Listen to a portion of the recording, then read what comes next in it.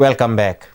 There are quite a number of threats to our agriculture sector with pests and disease which are currently present in the country. Fortunately for Fiji, we have a quite clean environment with regards to agriculture and pest diseases. This compared to our other Pacific Island countries.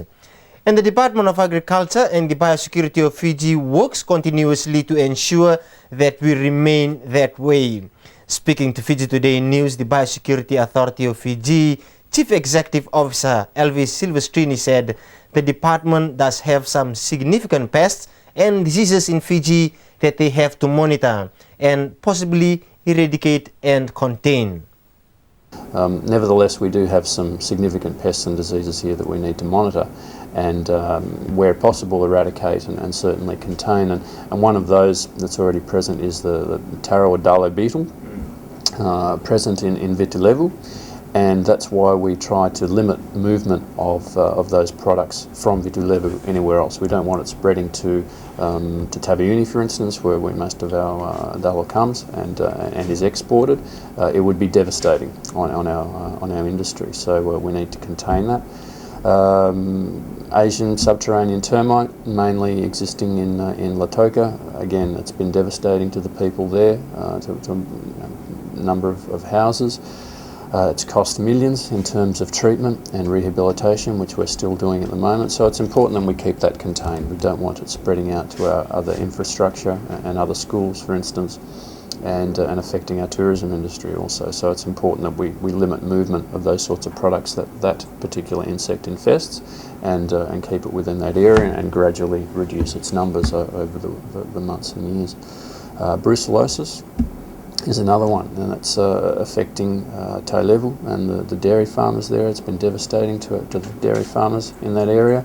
Again, something that we want to limit to that area. We don't want animals moving out of that area, out of the quarantine control areas. It's important that we keep it contained. And again, Ministry of Primary Industry is going through a process of rehabilitation, but it's costing millions of dollars, and we're having to get the livestock from overseas to do that, to bolster the industry again. So other than that, American iguana obviously gets a lot of press. It's limited in its range at the moment to Gamea, Matangi and Lavalo Island, but again, if left uncontrolled, it can really affect vegetation and crops. Silvestrini said the authority is continuing awareness around the country and has put in place some strategies to prevent and eradicate pest diseases. And then, I mean, the American foul brood as well. We're going through training programs with our apiarists, our beekeepers, on what they can do to prevent the re-emergence of American foul brood in their hives. Brucellosis obviously has been an ongoing process as well with rehabilitation, etc. So it's an ongoing awareness program and different methods and different strategies, and we do need different weapons in our arsenal to hit these things in different ways, and that's what we're constantly doing. Dalo beetle as well, that is another one that we keep monitored to make sure that it isn't going into other areas of Fiji, particularly in our large dalo producing areas. We've got traps and monitoring people going backwards and forwards, looking at the crops and making sure that they aren't affected in those areas. And limiting movement is a big one as well, making sure that people aren't moving those products from the mainland into the outlying areas or into anywhere else for that matter.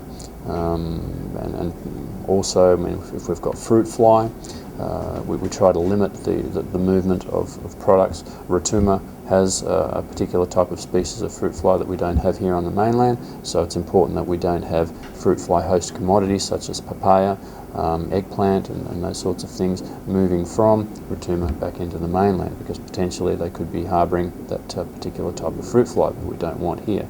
So all of these strategies, there's a number of them that we're constantly undertaking to prevent the movement of these pests and diseases.